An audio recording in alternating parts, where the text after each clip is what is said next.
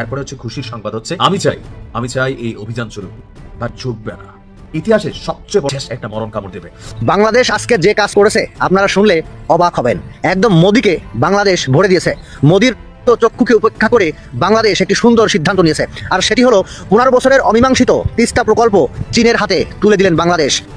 চমৎকার ভাই, অবশ্যই বাংলাদেশ সরকারকে এটার জন্য স্যালুট জানাই, এটার জন্য ধন্যবাদ জানাই। তবে আমি একটা জিনিস ভাই চিন্তা করতেছি, এই নিউজটা দেখার পরে এই যে শুভেন্দু আছে না, এই শুভেন্দুর কি ঘুম হবে না ওর ঘুম হারাম হয়ে যাবে? ভারতকে সহিংস করার দিন শেষ, এবার ইটের জবাব পাথর দিয়ে দিবে বাংলাদেশ। বাংলাদেশ কারো আধিপত্য মেনে নেবে না। বাংলাদেশ বিশ্ব দরবারে মাথা উঁচু করে দাঁড়াবে। আন্তর্জাতিক সম্পর্কের মাত্রা নির্ধারিত হবে পারস্পরিক সম্মান, স্বার্থ এবং সমতার ভিত্তিতে। শাব্বাশ তারেক রহমান সরকার, আপনাদের সমালোচনা করব, আপনাদের ভালো কাজের প্রশংসা করব।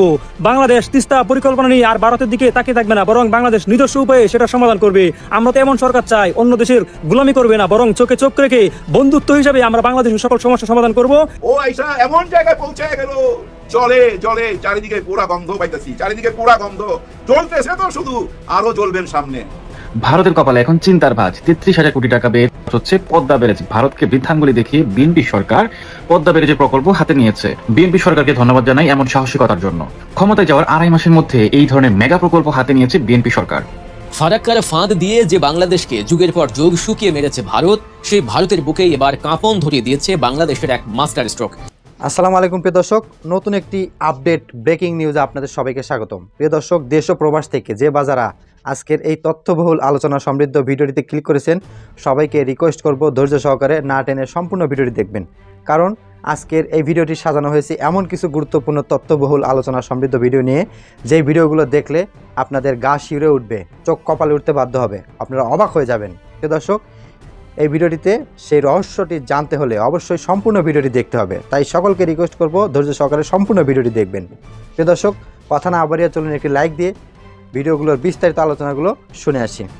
সব জল্পনা কল্পনার অবসান ঘটিয়ে জুলাই সনদ বাস্তবায়ন হচ্ছে। আমাদের কাছে একদম লেটেস্ট তথ্য, জুলাই সনদ বাস্তবায়ন হচ্ছে, এতে কোনো সন্দেহ সংশয় নেই। বিএনপি চূড়ান্ত সিদ্ধান্ত নিয়েছে, অচিরেই তারা জুলাই সনদ বাস্তবায়ন করবে। Within 180 days from the beginning of BNP government, নির্ধারিত সময়ের মধ্যেই তারা জুলাই সনদ বাস্তবায়ন করবে।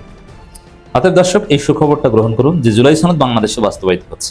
তালবাহানা করার চেষ্টা করেছিল, কিন্তু জামাত যেভাবে আন্দোলন সংগঠিত করেছে মুহূর্তের মধ্যে, এবং বিএনপিকে দেখেন, জামাতের সফলতাটা দেখেন, জামাতের আন্দোলনে জুলাই সনদ বাস্তবায়ন না করে বিএনপি কোথায় যাবে, পালাবে কোথায়।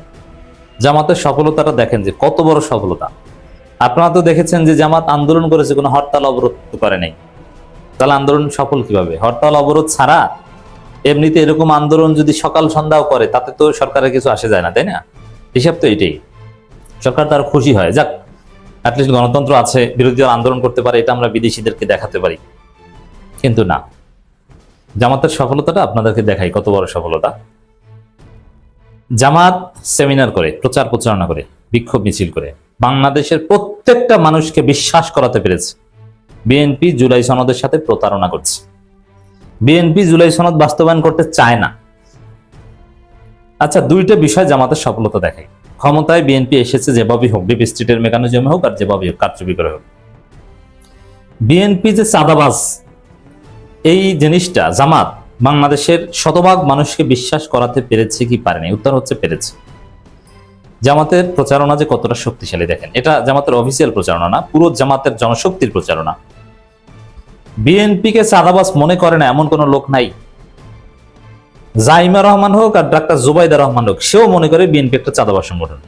বিএনপির সমস্ত নেতাদের স্থায়ী কমিটি বলেন আর নির্বাহী কমিটি বলেন আর তাদের কেন্দ্রীয় কমিটি বলেন, সমস্ত নেতাদের স্ত্রী সন্তানরাও বিশ্বাস করে বিএনপি একটা চাঁদাবাদী সংগঠন।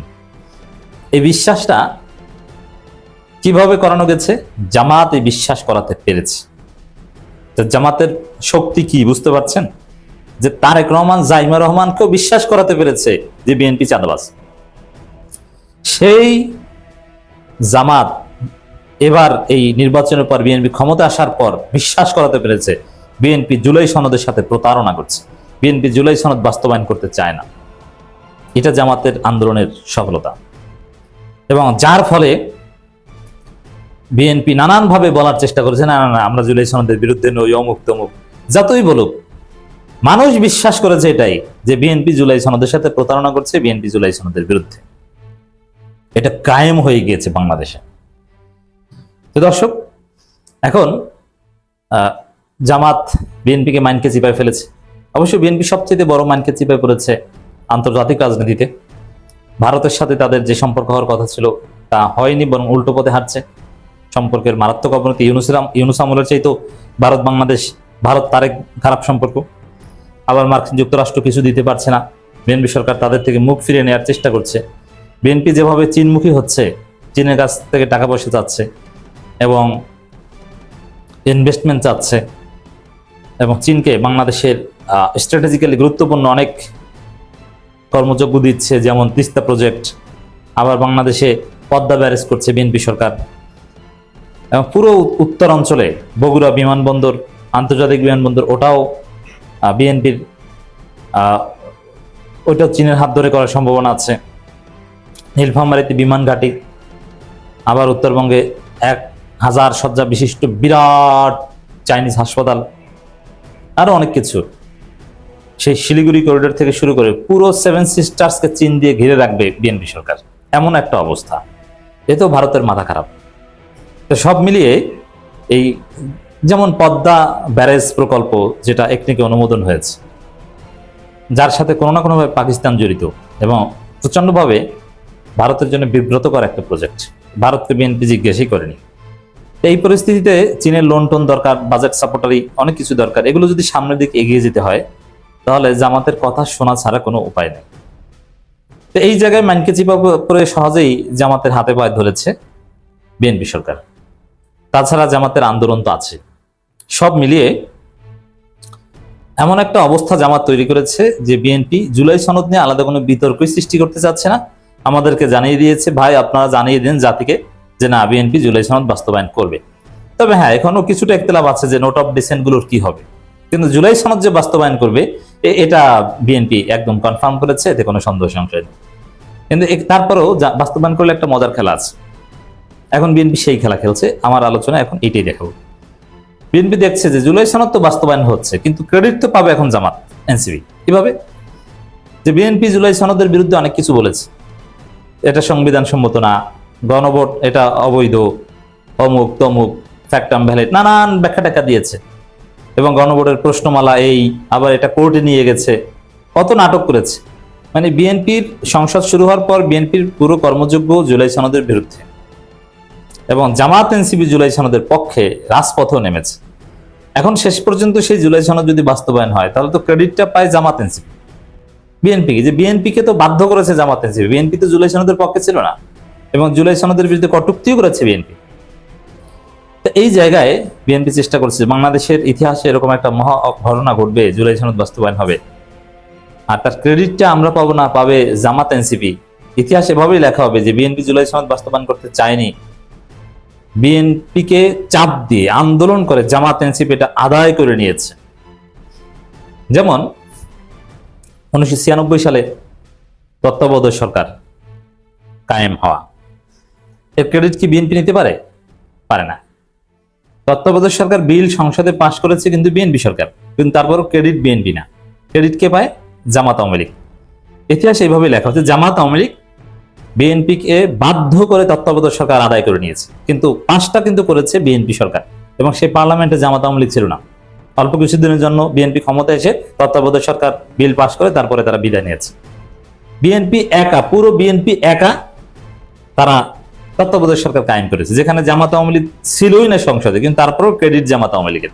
ঠিক তদ্রুপ জুলাই সনদ বাস্তবায়ন হলে ক্রেডিট বাস্তবায়ন করবে বিএনপি সরকার, কিন্তু ক্রেডিট পাবে জামাত এনসিপি। তো এই জায়গায় বিএনপি চিন্তা করলো যে না, আমাদের একটু ক্রেডিট দরকার। এই জন্য তারা নতুন নতুন কিছু ক্রিয়েটিভ আইডিয়া বের করার চেষ্টা করছে। তার মধ্যে একটা আইডিয়া হচ্ছে, খবর কুমিল্লায় জুলাই সনদ বাস্তবায়নে যুব দলের লিফলেট বিতরণ। বাবা, যেখানে তারেক রহমান বলছে যে জুলাই সনদ বাস্তবায়ন হবে অক্ষরে অক্ষরে, মুক্তিযুদ্ধ মন্ত্রী বলছে, সালাউদ্দিন আহমেদ বলছে, সবাই বলছে, সেখানে আপনারা লিফলেট বিতরণ করছেন কেন? লিফলেট বিতরণ করে কি সরকারকে চাপ দেন, না জনগণকে সচেতন করেন যাতে জুলাই সনদ বাস্তবায়ন করতে সরকার বাধ্য হয়? এই লিফলেট বিতরণের, জুলাই সনদ বাস্তবায়নের জন্য যুবদল লিফলেট বিতরণ করে। এটা একটা টেস্ট কেস বিএনপির। মানে এটা দ্বারা তারা বোঝাতে চায় যে না, জুলাই সনদ বাস্তবায়নের জন্য বিএনপিও মাঠে ছিল, হয়তোবা দুই একজন মন্ত্রী একটু উল্টাপাল্টা কথা বলেছে, কিন্তু বিএনপিও মাঠে ছিল। এই যে যুবদল লিফলেট বিতরণ করেছে, মানে জামাতের ক্রেডিটে ভাগ বসানোর একটা চেষ্টা। আসসালামু আলাইকুম। বিয়ের গান শুনতেছি, হ্যাঁ বিয়ের গান, নতুন ধরনের গান। আগে যেসব বিয়ের গান শুনতাম, সিনেমার গান, হিন্দি গান, সেই গান না, এ এক নতুন গান। মন ভইরা গেছে তো। আহা, সে যে আমার প্রিয় নবী কামলিওয়ালা, সে যে আমার প্রিয় নবী কামলিওয়ালা। এমন গানও তো হয় বিয়েতে, জানতাম না তো আমরা, হ্যাঁ জানতাম না। আমি ভাই সিনেমার ডাইরেক্টর হয়ে বলতেছি ভাই, বহু ছবি দেখছি, বহু ছবিতে নিজের ছবি তো সিনেমার অনেক ঘটনা আসছে। ছবিতে তো বিয়ের দৃশ্য থাকে, জানেনই আপনারা, কিন্তু সেই দৃশ্য আর এই দৃশ্য এক নিশ্চয়ই না। অনেক আগে একটা ছবি দেখছিলাম, হাম আপকি হ্যায় কোন, ইন্ডিয়ান ছবি, হ্যাঁ হাম আপকি হ্যায় কোন। শুধু বিয়ের উপরে, এই যে ইন্ডিয়ান বিয়েগুলা কিভাবে হয় সেটাই তুলে ধরছিল। সুপার ডুপার হিট ছবি। কিন্তু মুসলিম বিয়ের কি রীতি নীতি, কিভাবে বিয়ে হয়, সেটা কিন্তু আমরা পরিচালকরা কোনোদিনই সিনেমায় তুলে ধরতে পারি নাই। কিন্তু দেখতে পাইলাম, এই বিয়েটা দেখা মনে হইলো কি জানেন, বিয়ের দাওয়াত না দিল, মনে হইতেছিল যে ওই বিয়ে বাড়িতে আমি ছিলাম। সাদেক কাইয়ুম ভাই ভাগ্যবান ছেলে, ভাগ্যবান ছেলে। ভালো মানুষের সাথে ভাই উপরওয়ালা থাকে। হ্যাঁ ভাই, ভালো মানুষের সাথে উপরওয়ালা থাকে। আপনি ভালো কর্ম করবেন, ভালো ফল পাবেন। এই যে একজন রাজকন্যা পাওয়া গেল, শুধু রাজকন্যা না, রাজকন্যার সাথে ধরে নেন রাজত্ব পাওয়া গেছে। কপাল লাগে ভাই, ভালো মানুষ বইলেই এটা উপরওয়ালা উপহার দিছে। দেখেন সেই বাড়ি কোথায়, খাগড়াছড়িতে। খাগড়াছড়ির সদরে ওনার বাবার একটা কাপড়ের দোকান আছে, ছোটখাটো একটা ব্যবসা, বুঝেনি তো। ওইখানকার এতিমখানার মাদ্রাসাতে লেখাপড়া কইরা এই ঢাকা বিশ্ববিদ্যালয়ে আইসা এখানকার নেতা হওয়া, হ্যাঁ ভাই এটা চারটিখানি কথা না। ডক্টর ইউনূসের সরকারের আমলে আমরা কি দেখছি, ঢাকা বিশ্ববিদ্যালয়ের চেহারাগুলা একদম বদলায় দিছে না। এখানে মাদকের আড্ডা ছিল, এখানে আকাম কুকাম হইয়া বেড়াইতো, এখানে লোকজন ধইরা নিয়ে জিম্মি কইরা টাকা আদায় করতো। এই ঢাকা বিশ্ববিদ্যালয়ের মাঝখানের রাস্তা দিয়ে যাইবার সময় সন্ধ্যার পরে ঠ্যাক দেওয়া হইতো। এরকম অপকর্ম সারাক্ষণই চলতো। সব কিছু তো বন্ধ করে দিল, 5টা বিশ্ববিদ্যালয়ের চেহারা বদলায় দিল। আমরা ধীরে ধীরে সাদেক কায়েমকে চিনতে লাগলাম। এই সাদেক কায়েম কিন্তু এই জুলাই অভ্যুত্থানের সাথে ভাই অঙ্গাঙ্গি ভাবে জড়িত, সামনে আসে নাই। এই যে 8 দফা লেখা দিছিল, 1 দফা লেখা দিছিল, পিছন থেকে কে লেখা দিছিল, এই সাদেক কায়েম। তখন তার নাম সাদেক কায়েম না সালমান, এরকম একটা নাম দিয়ে চলতো, সালমান, ওই ছদ্মনাম। ওই যে গুপ্ত, যাদেরকে গুপ্ত বলেন, সেই গুপ্তদের কারণেই কিন্তু 5ই আগস্ট, হ্যাঁ সেই গুপ্তদের কারণেই 5ই আগস্ট। আর 5ই আগস্টের কারণে এখন অনেকেই ক্ষমতার মধ্যে চলে আসছে, অনেকে ক্ষমতা ভোগ করতেছেন। কিন্তু অবদান ছিল কাদের, যাদেরকে আমরা এই বিয়েতে দেখতে পাইলাম। এই বিয়েটা পুরাইটাই তো ভাই একটা জুলাই হয়ে উঠছিল, পুরো বিয়েটাই ভাই একটা জুলাই হয়ে উঠছিল। হ্যাঁ ভাই, আমি জুলাইকে দেখতে পাইছি এই বিয়ের মধ্যে। এই বিয়েতে যারাই আসছিল মেহমান, এরাই হচ্ছে জুলাই গণ অভ্যুত্থানের সাথে জড়িত। এই বিয়েতে শুধু দেখি নাই কাদেরকে জানেন, আওয়ামী লীগের কোনো চেহারা দেখি নাই। বহু রকম ভাবে খুঁজছি আমি, কোনো আওয়ামী লীগ ছিল না, বাকি সবাই ছিল।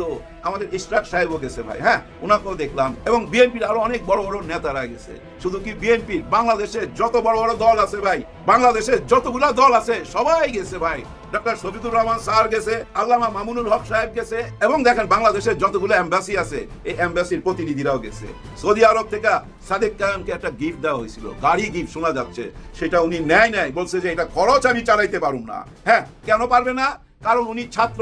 ও মজার কথা, ওই যে প্রিসিলা মামুনি আমেরিকায় থাকে, সে একটা স্ট্যাটাস দিছে যে সাদেক কায়েম তো লেখাপড়া করে, উনি তো কোনো চাকরি করে না, উনি এত টাকা পাইলো কই, এই বিয়াতে যে এত খরচ হইলো, এত টাকা পাইলো কই।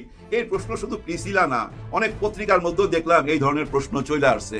বহু ধনীর বিয়ে তো দেখছি ভাই, বহু ধনীর বিয়ে দেখছি এই বাংলাদেশে। আবার এই যে আম্বানির ছেলের বিয়ে দেখলেন না, শাহরুখ খান সব খানকে নিয়ে নাচাইলো, বস্তায় বস্তায় টাকা ঢাইরা দিল। এই মিডিয়াতে প্রচারের জন্য, মিডিয়ার পিছনেও খরচ করছে ভাই কোটি কোটি ডলার, কারণ প্রচার করতে চাইছে। আর সাদেক কায়েমের এটা অটো প্রচার হয়েছে, অটো, দেশে এবং বিদেশে সব জায়গায়, আন্তর্জাতিক মিডিয়া তো ভাই এই বিয়ের খবর চলে আসছে। কারণ কি জানেন, কারণ একটাই, ওই যে ইসলামিক ছাত্র শিবির, ওই নামটা পিছনে আছে সাদেক কায়েমের। ওই নামটার ওজন অনেক বর্তমান বাংলাদেশে এবং আন্তর্জাতিক মিডিয়াতে। সবাই ফলো করে তো এই ছাত্র শিবিরকে। উপমহাদেশে খুঁজা বেড়ান, এরকম একটা প্রতিষ্ঠান পাবেন না ছাত্র শিবিরের মতো। এখানে আউল ফাউল ছেলে পেলে পাবেন না, সবাই মন ওই লেখাপড়ার দিকে, সবাই মন ওই ভালো কাজের দিকে। যার জন্য দেখেন না উপরওয়ালা কত বড় উপহার দিল। ভালো কর্ম করবেন, উপরওয়ালা আপনাকে উপহার দিবেই, যার জন্য সাদিক কাইয়ুম পাওয়া গেল এই উপহার। ডাক্তার ওয়াইফ, কিন্তু তার ওয়াইফ ডাক্তার, কিন্তু এবং তার বাবাকে সে কন্যার বাবা। হ্যাঁ ভাই, রাজা রাজা। এই দেশের ব্যবসায়ীদের মধ্যে ধরেন, এই দেশে আপনি ব্যবসায়ী যদি হিসাব করতে যান, 100 জনের নাম দেখেন, তার বাবার নাম চলে আসবে প্রথম দিকে। অনেক ধনী লোক, বড় শিল্পপতি, তার একমাত্র কন্যা। হ্যাঁ ভাই, রাজকন্যা পাইছে তো, সঙ্গে যদি ইচ্ছা করে ওই রাজ্য নিতে পারবে। হ্যাঁ, রাজ্য নিতে পারবে, কিন্তু সাদেক কাইয়ুম নিবে না। যেমন গাড়ি ফেরত দিয়ে দিল, গাড়ি নিল না, তেমনি ভাই সেই রাজকন্যা রাজ্য নিবে না। এমন একজন ধনী লোকের মেয়েকে বিয়ে করছে, আর আপনারা জিজ্ঞাসা করেন টাকা পাইলো কই? এই যে মামনি পিসিলা, তুমি তো আমেরিকা থাকো, জানো না বাংলাদেশের বিয়ে শাদীর সিস্টেমটা, তো জানো না। সিস্টেমটা জানতে হবে, তাইলে টাকাটা কই থেকে আসছে বুঝতে পারবা। সাদেক কাইয়ুম ছিল বর যাত্রী। হ্যাঁ, বর যাত্রী, শুধু বর যাত্রী, তার মেহমান নিয়ে গেছে, আর যাবার সময় বউয়ের জন্য কিছু উপহার কিনা নিয়ে গেছে। বাকি যা দেখছো না অ্যারেঞ্জমেন্ট খরচ, সেই রাজার কন্যার জন্য রাজা নিজে করছে, সে ব্যবসায়ী নিজে করছে এই খরচ। এইটাই সিস্টেম এই দেশের। প্রিয় দর্শক, ভিডিওটি দেখলেন এবং মনোযোগ সহকারে বিস্তারিত আলোচনা শুনলেন। এই ভিডিও সম্পর্কে আপনাদের কি মতামত অবশ্যই কমেন্ট করে লিখে জানিয়ে দিন। আর যারা এখনও আমাদের এই চ্যানেলটি সাবস্ক্রাইব করেননি, প্রতিনিয়ত দুর্দান্ত সব টপ আপডেট নিউজ পেতে এখনই চ্যানেলটি সাবস্ক্রাইব করে পাশে থাকা বেল বাটনটি অন করে দিন। প্রিয় দর্শক, দেখা হচ্ছে আবারও নতুন কোনো টপিক বা নতুন কোনো ভিডিও নিয়ে। ততক্ষণ পর্যন্ত সবাই ভালো থাকবেন, সুস্থ থাকবেন। আল্লাহ হাফেজ।